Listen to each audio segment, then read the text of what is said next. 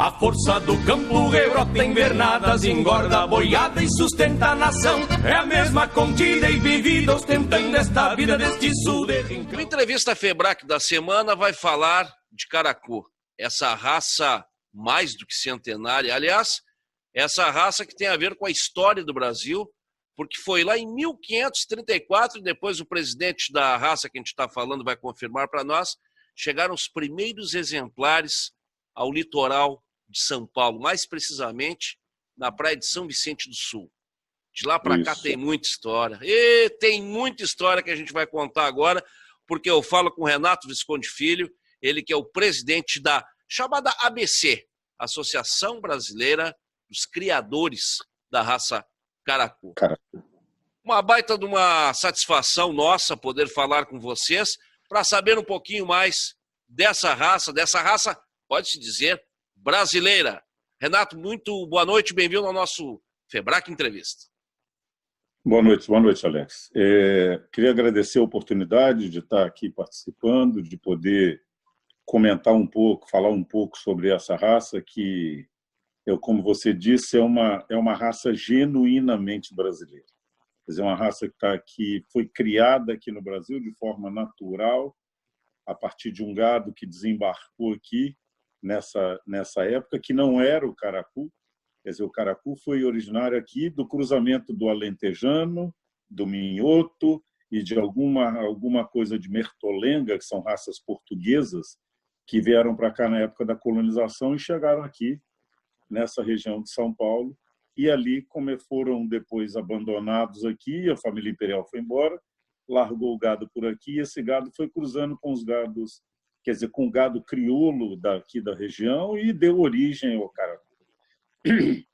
E é uma raça que está aqui há esse tempo todo, uma raça sobrevivente, né? As condições inóspitas aqui do nosso território, na amplidão do nosso território. Você tem um Brasil de temperaturas negativas aí no sul, tem um Brasil de 40 graus lá no norte, no centro-oeste, no nordeste, aqui na região sudeste, e o Caracu se adaptou bem a todas essas regiões por todo esse tempo de seleção natural.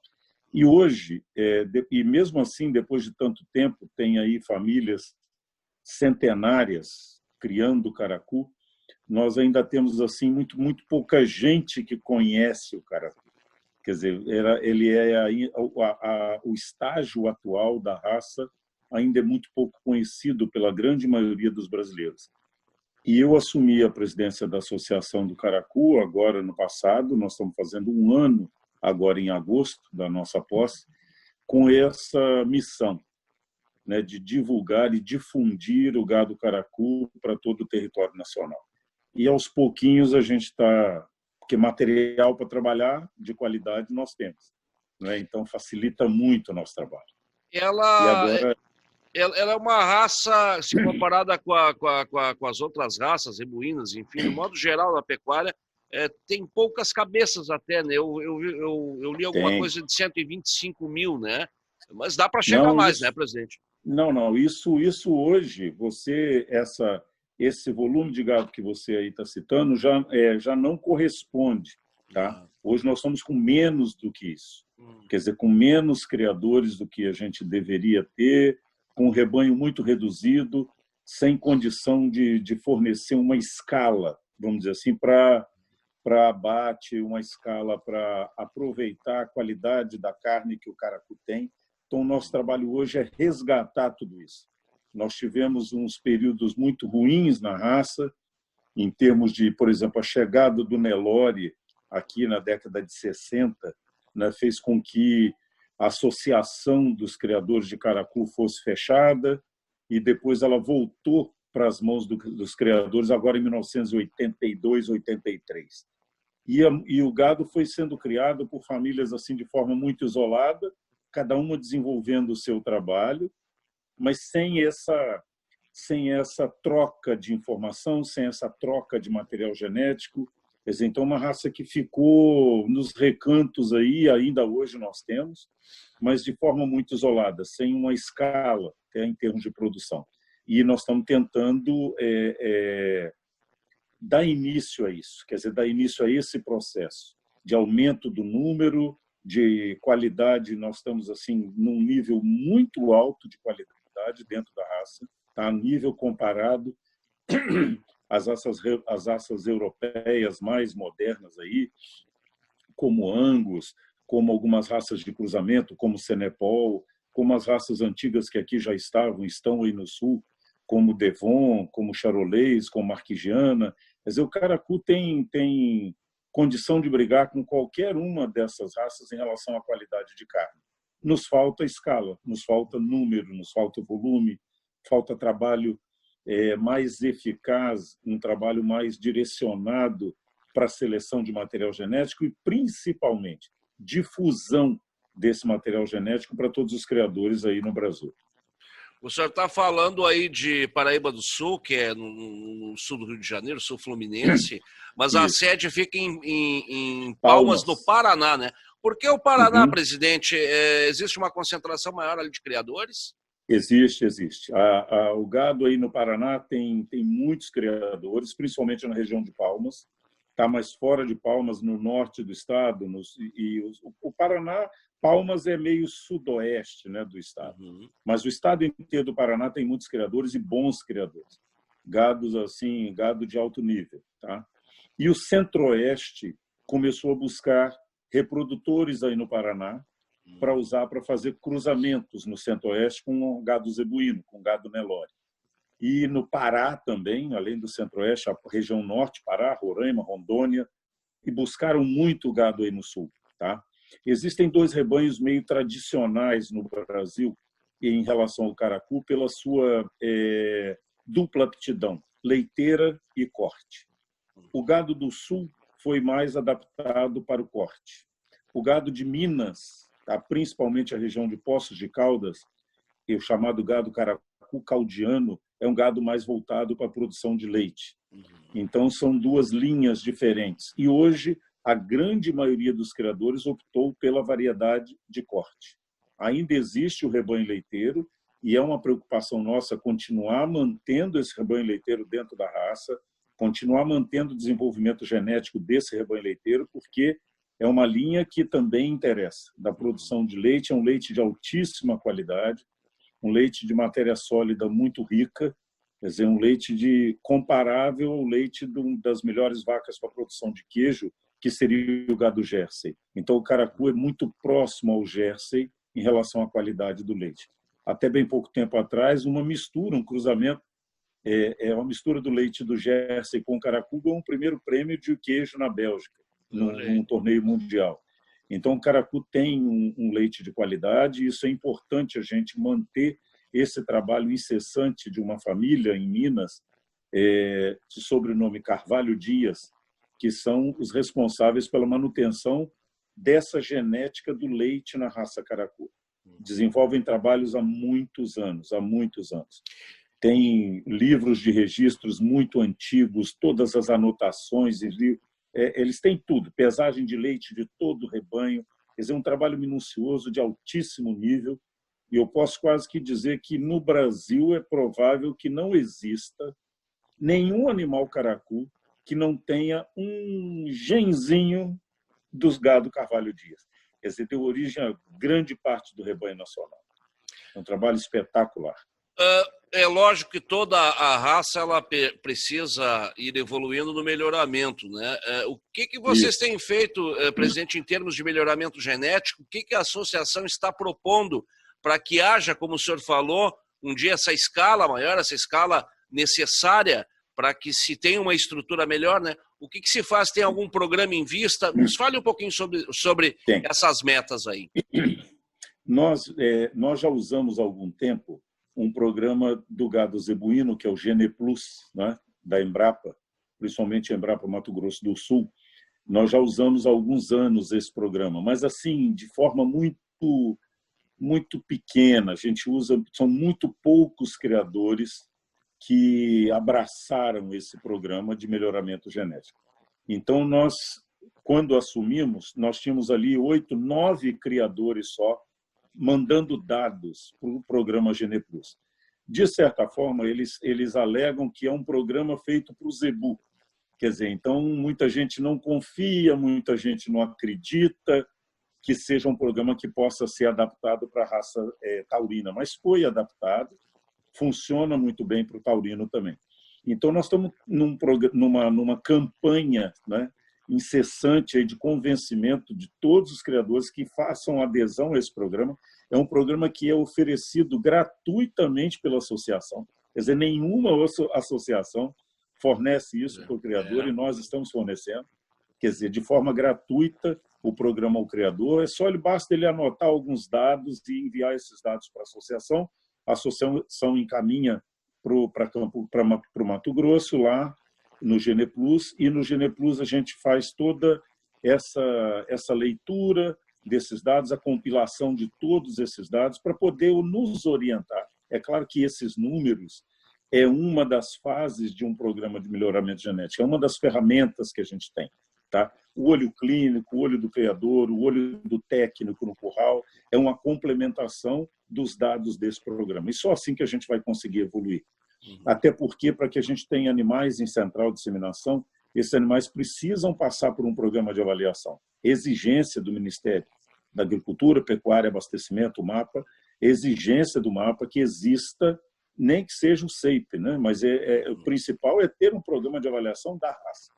E eu estou indo agora, essa próxima viagem nossa, nós estamos indo numa unidade de ensino em Ponta Grossa, chamado SESCAGE, e lá nós estamos começando os trabalhos, junto com um técnico da raça, que é o Ricardo Alex, que é daí de Curitiba, do Paraná, e o Ricardo, a nossa ideia é montar um programa da raça caracu, tá?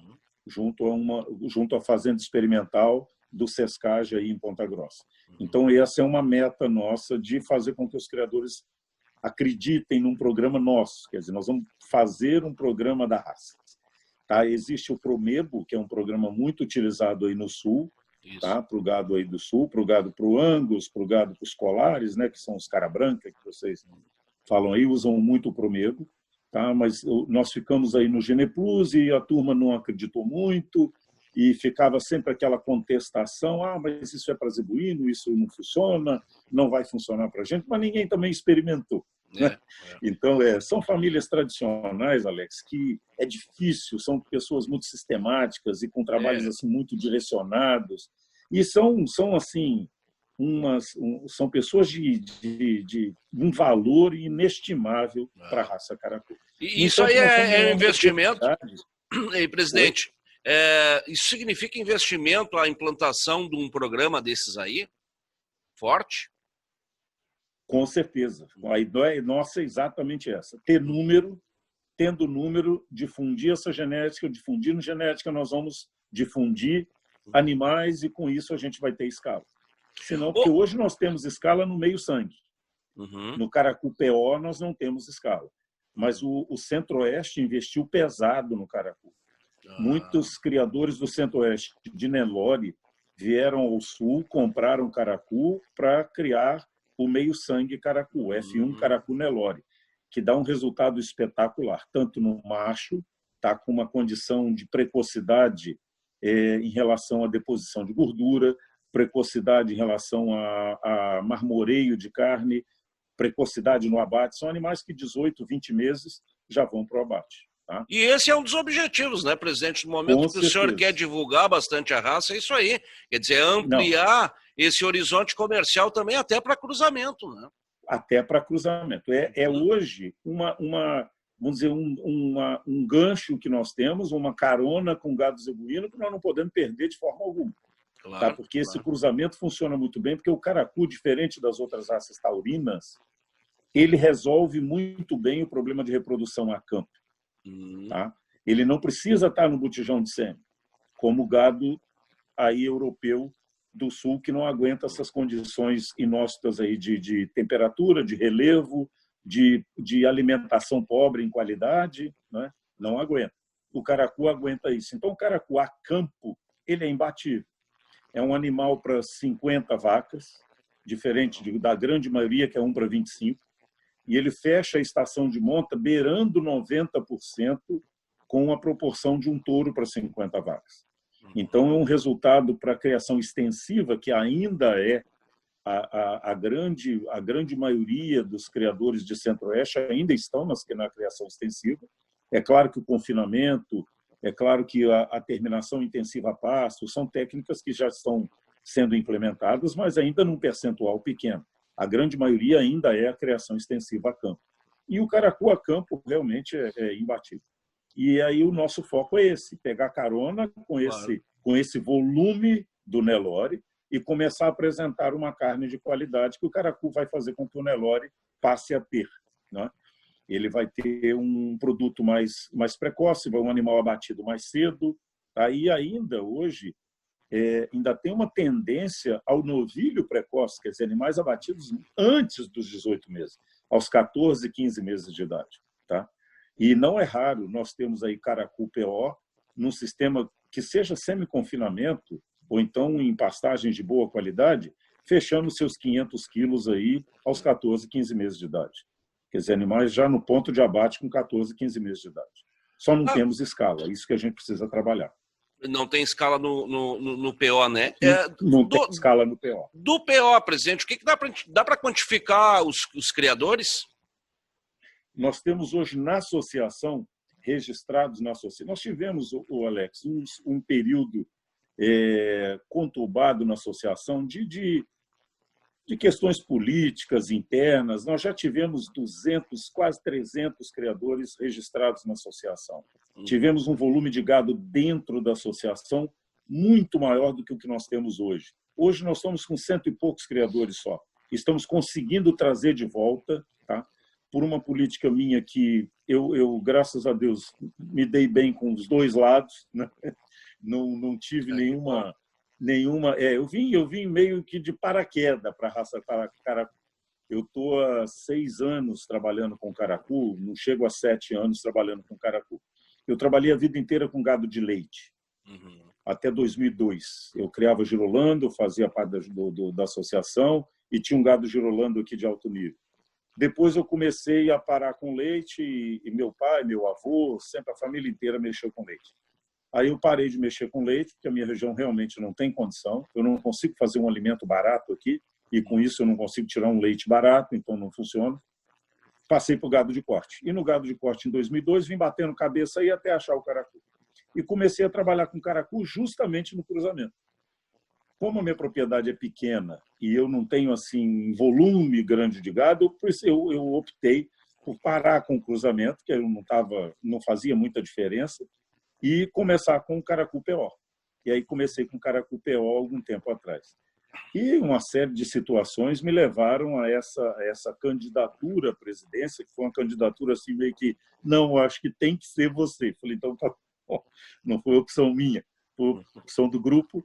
E eu, de certa forma, consegui contemporizar ali algumas arestas, consegui arredondar algumas coisas lá, e a gente está evoluindo muito bem. Eu estou muito satisfeito e com o trabalho que a gente vem desenvolvendo, porque eu consegui trazer o Brasil para dentro do Palmas. Entendeu? Porque a associação ficou muito fechada em Palmas. Tá? Ficou assim como se a associação fosse só aí do Sul. Daí eu consegui expandir isso, graças a Deus.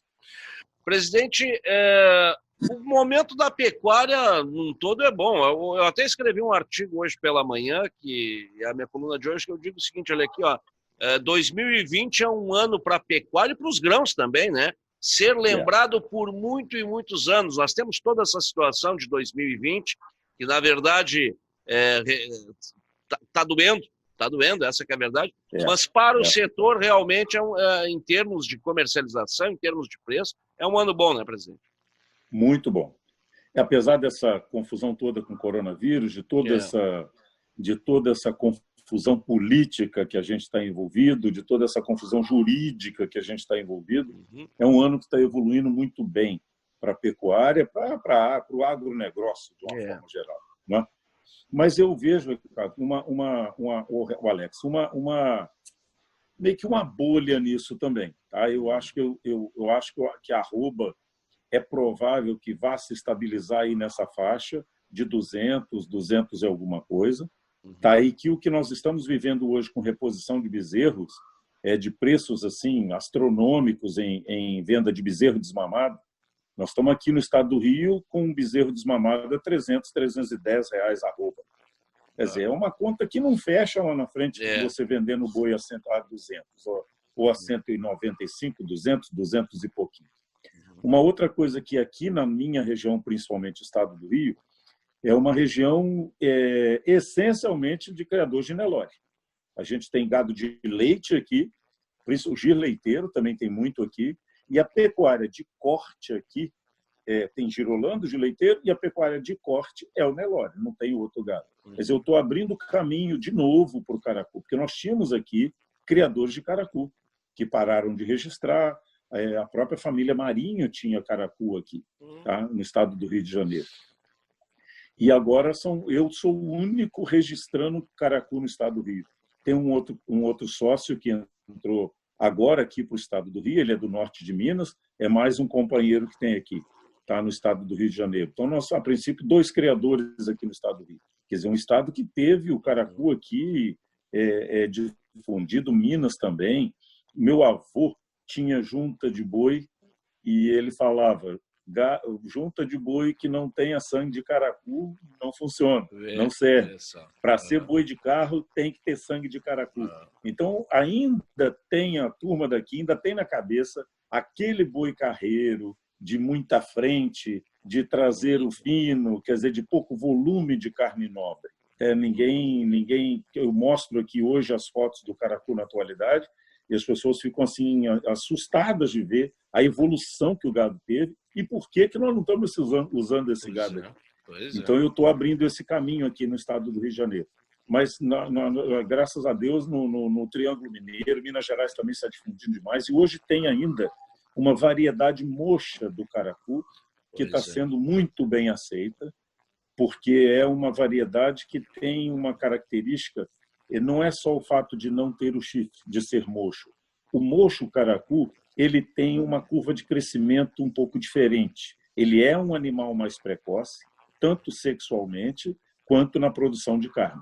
Então, ele vai em busca do que hoje o mercado exige. Tá?